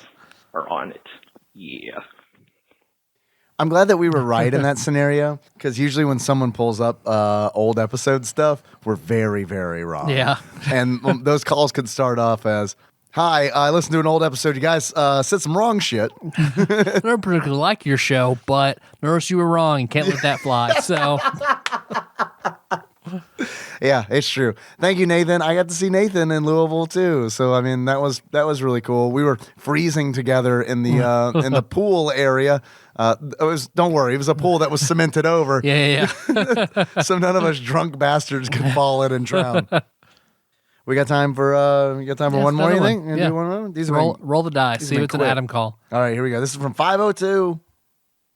Good morning, you beautiful mother lovers. It is Edgelord Kyle saying hello. What's up, I Kyle? want to tell you guys a quick story that I was thinking about. So it made me think of you, Dave. So Fine. sitting there. Yeah, you don't know. Fine, Kyle. Don't get upset yet. You don't know where this is going. That's true. He could have been like, I met a man with an extremely small penis. His name was Adam. He paid me to make fun of him, and I thought of you, Dave, because you also have an extremely small penis, although you don't like it when I bring it up. It's not small. It's not small. It's not. Yeah, let's just go with that. Thank you. I appreciate I'm not gonna it. say what it is. But it's not small. It's like that old woman asking Josh, "How big's your dick?" Big enough. It's like Goku's staff. It just grows to whatever length you need. It's essentially. I made a deal with the robot devil that I could never increase the girth, but the link, Yep. I can go for days. Or I think it was Friday with my son. We went. You need a cervix stab? Call me. You need someone to be satisfied? Well, You need someone like be, in sort of pain unless they're into that. So Right. Yeah. And look, the ones who are into it are the ones you want to hang out with. Cool chicks. you like cervical pain? You're A-OK in our book. New motto. New TADPOG motto. To the doctor's office. We had to go see what was going on with him. But while we were there, we realized the nurse comes in and she's like, hey, by the way, you're a little bit behind on a couple of your shots. So he's getting all worried. He's like, oh, man, how many do I have to get? I'm sitting there with the nurse. I'm sitting there with my son. All of a sudden, I go, shot. Everybody. So, yeah, I completely embarrassed my son in front of the nurse, and I think I definitely did not win Father of the Year points at that stage in my life. So, but I wanted to tell you about it because while I did that, I was thinking of TADPOG. So, all right. Hope you guys have a great day. Talk to you later. Thank you for doing that. I hope He'll appreciate that when he does that again in a few more years. Exactly. So it's like you're planting good dad point seeds. I love that. And also, I hope that the nurse brought you back a couple shots of tequila. Yeah. Like, all right, we're good. Tequila she injected right into your body. All right, I am going to inject this directly into your bloodstream, but I still need to do it in your butt, okay? Like, Let's take another one. you just want to go until we get to an Adam call. I do. Yeah, I can tell. do. All right, here's another next call. It's from 562. Thanks for calling, Kyle. I got to see Kyle in Louisville too, man. Hell yeah. Thanks for hanging out, dude. Hi, Tadpog. I was just wanting to call you. Oh, this is Janie, executive producer Janie. Hey, Jay. Hey, Jay. You sound like you're about as drunk as I am right now. Are you going to talk about Suikoden poorly for the next hour and a half, or was that just me? Just wanted to call you and say how every time you say hello, Internet, I'm like, oh, my name's Internet now. And then you say, I'm your respectable host, Dave. And Sometimes. I'm like, hi, Dave. Hey, Janie. Even though you can't hear me. I hear it was you. Cute. And the same thing with Tyler. Tyler, you're beautiful. Stop saying you're not beautiful. See? Anyways, love you guys. What? Yeah, terrified Michelle thinks you're beautiful, too. She don't. Anyways, I might believe you, Janie, but I don't believe Michelle. No. Why would you not believe Michelle on that? Because she said it under duress. Under duress? Like I had to be were you I had to call her out on it. She's like, oh, no, you're beautiful. No, that's our original offering. No, thank you. No, you have a gun. You're beautiful. Yeah, exactly. love you guys. I don't have a question. I'm just... figure it out. Give me a question. Oh, sorry. Okay. All right. That's Yeah, how about you guys ask me a question for once? all right. That's dangerous. Belligerent drunk Janie. Danny? No, I can't come up with a question. Oh, man. There's like 20 more seconds. So I don't know what's going to happen. Oh, yeah. Go on. Let's see. Unless you want to come up with a question real quick. No. Okay. Right. Okay. Would you name one of your children Beloved Adam? Because I think you should. I think he's great. Anyways. Oh. That's nice. Yeah, just make sure it's first name Beloved and I guess maybe middle name Adam. Yeah. Anyways, bye. I've already renamed Henry Jeppy, so Nikki was not excited about that. She's gonna be really, really, really mad. And if she don't watch it, she gonna be Jeppy too. That's true. Janie, thank you for calling. Executive Bruiser Janie, everybody. That way you can say, I'm gonna get Jeppy in a jiffy. Oh, I like that. Or I can say Jeppy's about to get sloppy. Jeppy about to be grim. Would you like to take another call? Yeah. It's not Adam. Although I still have to remember the first time I met Janie at TADPOG prom last year. Whenever she met me, she looked she was all wide eyes, gave me a hug, and she said, "You're not that big." So, and you're like, "Thank you, I get that a lot." Yeah. Thanks. Next call is from our friend Taryn. She's in my phone book. Look at that. I knew who it was. I don't even know her. I don't even know that girl's area code. Hello, TADPOG. It's Taryn, your favorite lady that discusses butt things with you. Second favorite. All right. I don't want that to be my title. Too bad. Keep it Too late. related. Sorry. Butt lady. Back. Butt lady Taryn from here on out. That's way. Second favorite butt lady Taryn. Yeah, that's way easier for me to remember than that Friends reference. I'm sorry. Second favorite butt lady Taryn it is. Let the record state. A horse mouth. I'm listening to the Mega Man episode, and I have to call it and tell you something because Tyler was talking about putting the shower or the tub back into his bathroom and hiding stuff in walls. Booger Man. Tyler, you need to make sure you write that down and don't forget it because that is a whole weird subgenre that is huge right now. A subgenre of what exactly? Putting Booger Man in different places. Hiding things? Well, it's called wiping your booger, and you put cards of Booger Man in different places. Favorite murder. I know we've mentioned them before on the podcast. Yeah. That's a great show. Favorite murder podcast and true crime podcast. They do a whole segment now. They had to add another show on Booger Man. They do a segment every episode. They're like, let's talk about murder. And then they do a 25-minute segment on Booger Man. We're the Booger Bitches, and we talk about nothing but Booger Man. Can we rename her show the Booger Bitches? Yep. Hey, subscribe to us on Patreon at the $10 level a month. You get access to our monthly show, Booger Bitches. That we do just for Adam. Just for Alex Pena. And Cousin David. You're right.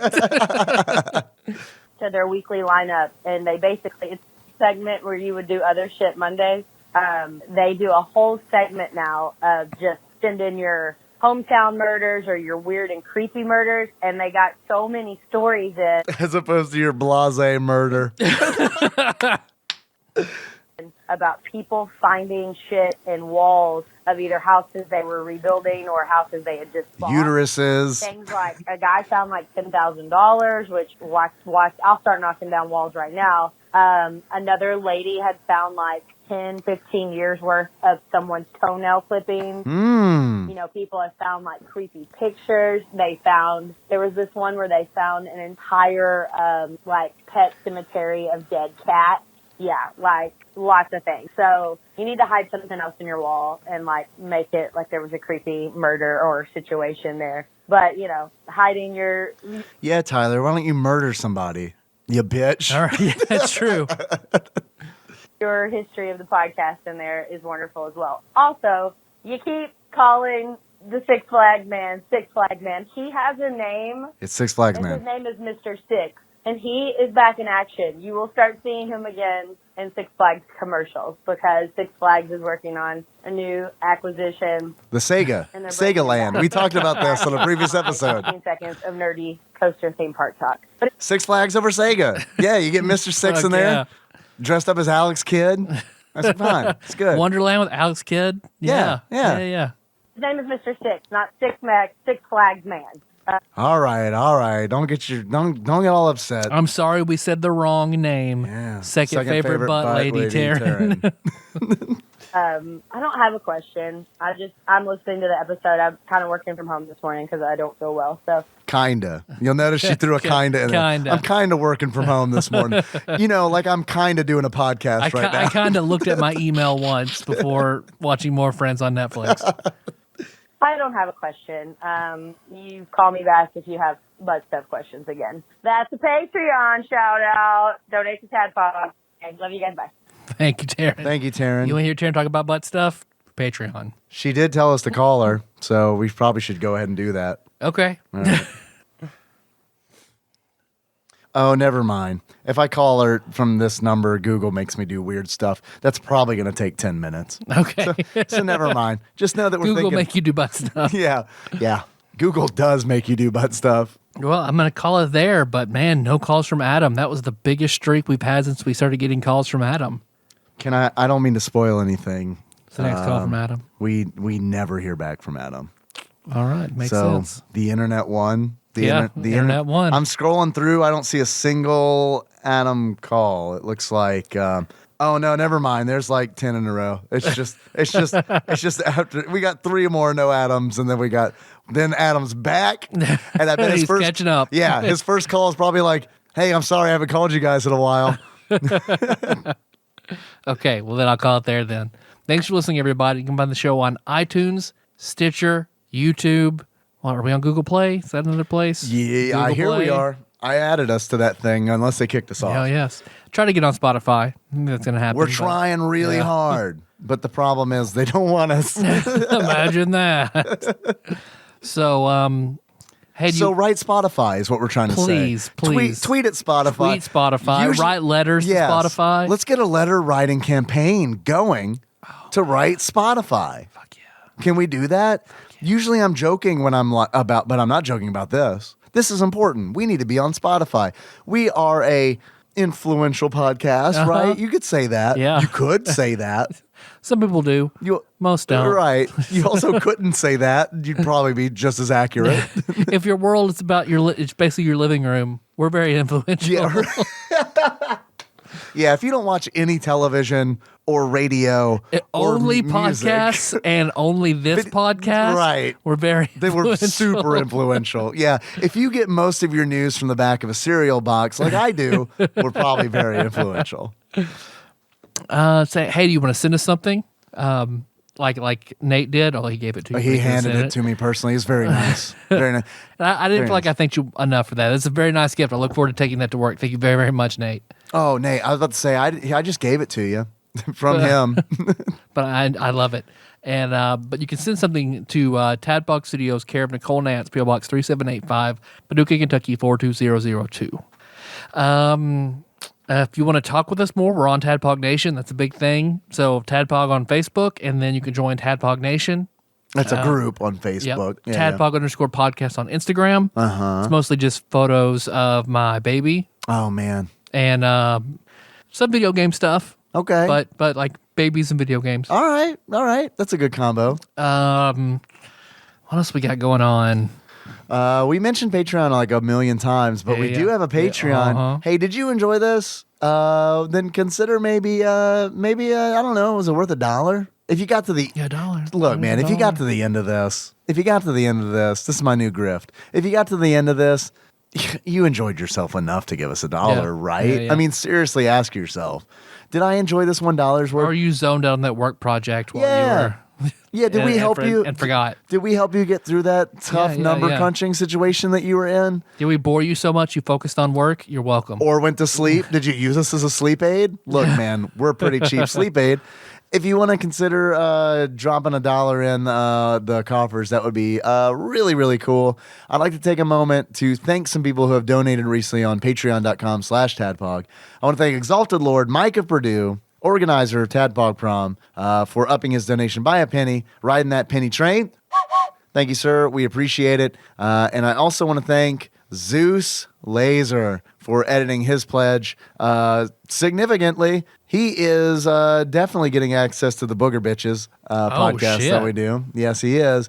And I got to see Zeus at prom, which was really cool. He had an amazing Mega Man costume that involved a Tadpog t-shirt. Yeah, he did. I saw that. So that was really fucking cool. I also love the fucking Jaeger lunch shirts. Yeah. Those were amazing. I think that Brian did that, who did the Nerdy Thursday logo. And yeah, they were very, very good. Yeah. Super cool shirts. It was really cool seeing everybody. I'm not going to make the mistake of trying to list everybody who was there, because there were like 40 people there. comprehensive. I'm going to forget Paul Pig again, and probably Joey. So this time we only say Paul Pig. Paul Pig was there. Yeah. It was great. Yeah. Paul Pig and 39 other people showed up. Yeah. So yeah, it was fun. Let's see. Twitter, Tadpog _podcast on Twitter. Hey, you want a Tadpog shirt? We got shirts. Shirts.tadpog.com. It goes through Amazon, but that's our link to Amazon. Okay. I think that's it. Our theme song is Moves by Sycamore Drive. Look at that track playing the show notes at tadpog.com. Hey, we'll close this out, Dave. I want to close this out as your favorite recruitable thing in the world. Hey, when you had to leave Greg Minster and they asked you what your name was, what'd you say? When I left Greg Minster. Oh, I said, okay, so I said, I can't remember. Victor said that really long name. Shultheim, Rhinebeck the Fourth? Yeah, I didn't say that. What were the other options? I don't know. Damn it. That's Damn the it. only one I know because that's what I pick. Yeah, sorry, I can't remember. He eventually shows up. Oh, really? And Suikoden in 4. The guy you say that you are, that super really long name. Yeah. Is he recruitable? Yeah. Yes! Yay! Is he any good? I don't know. I just know he's there. All right. Okay. That's all that matters. So let's close this out like, I don't know, man. Who's someone you recruit? Like Gremio. Do you recruit Gremio? Grimio's pretty much there. I mean, she joins. Lorelai. She or he? He, yeah, Gremio's a he, but Shake conditioned me to think Gremio's a girl. I was about to say, I'm pretty sure. Gremio, she's sort of hot. That made me laugh so hard. The portrait's a lot better in Suikoden 2. You could tell Gremio was a man, but she's like long hair. She's sort of cute, but she's got that scar because she protects you like a mother would. Like Gremio's a girl, man. Oh, I know we're not talking about. she's not hot like Cleo, but I'd still fuck Gremio. I know we're not talking about story, but because you mentioned the part where you have to come up with a fake name to get past an Empire checkpoint. I'm assuming no matter what you say, they don't believe you. And Gremio, your manservant, essentially, decides to make a big show of it because he or she is pretending to be your superior and essentially threaten to execute you there on the spot to freak out the Empire. And they're like, whoa, relax, just go on through. When you get to the other side, you have the option of forgiving Gremio or not forgiving Gremio. And it was one of those where it was like, man, I don't want to be a huge dick. But Oathbreaker Blake was in chat, and he was like, come on, man, it's a video game. And I was like, yeah, you're right. And so I kept doing the option to just chastise Gremio to the point where Gremio was like, I think I'd like to commit suicide now. And it's like, whoa! Back up, Gremio. We're just kidding. This is just this. Do it then. Do it. Yeah, that's what I thought. Gremio. That's what I thought. Across the street for attention, down the street for results, Gremio. Come on. My point was just that the game got pretty dark. I like Gremio. Very motherly. Very motherly. Yeah, I want Gremio to be around. How you want to close it out? Like Gremio? Sure.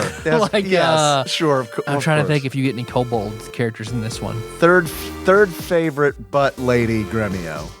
Okay. So until next time, tropical Capricorn, young master.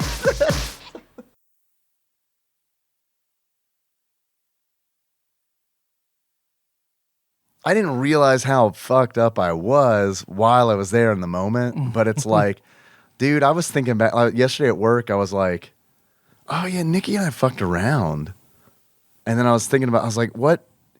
I played this game called How Did I Finish? Because I couldn't figure it out. Hey, I've done that before. And I was like, I know I finished. I remember coming on my top of my pants because my pants are pulled down around my ankles. And that's how I remember that I finished because I was like, I got some on my button. But it's like, and on our way, I asked Nikki, I was like, do you remember where I came? Did I just let it go in the hotel? And she was like, I don't really know. And I was like, I think I did. I think I just ejaculated into the room and then never did anything about it because I know I didn't clean up or anything. And I think it was literally all right, I got shit to do, and we left. So yeah, I don't know exactly how that, but yesterday at work, memories started, pieces of memories, memento style, started coming back. And it was I got to talk to her, make sure that she is okay with the things that happened. My mom's when I talked to my mom today, she's like, Nikki's really, really whores. Yes, very whores. I told her today, I was like, I can't believe you're still hoarse. Your vocal cords are damaged.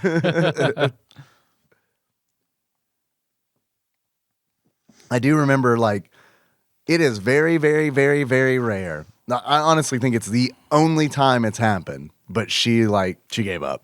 Because like I had whiskey dick like so bad, but I was like determined. Because it's like I remember like her being like, she was just like, I'm sorry, you have whiskey dick. And I was like, I know. And I remember like just being like, all right, sit there. I'm just gonna jerk off for as long. Like I'm in it. It's happening. It's like I can feel like it's like I'm hard, but it's just like my dick is just so like not sensitive, and it's just like I'm just gonna fucking go until it happens. Just relax, just chill right there for a minute. Oh, now it comes back. Now I remember how I came. All You're right. welcome. I just needed to talk it out. Here's the stinger. Yeah. Oh yeah, 100%. There's a stinger.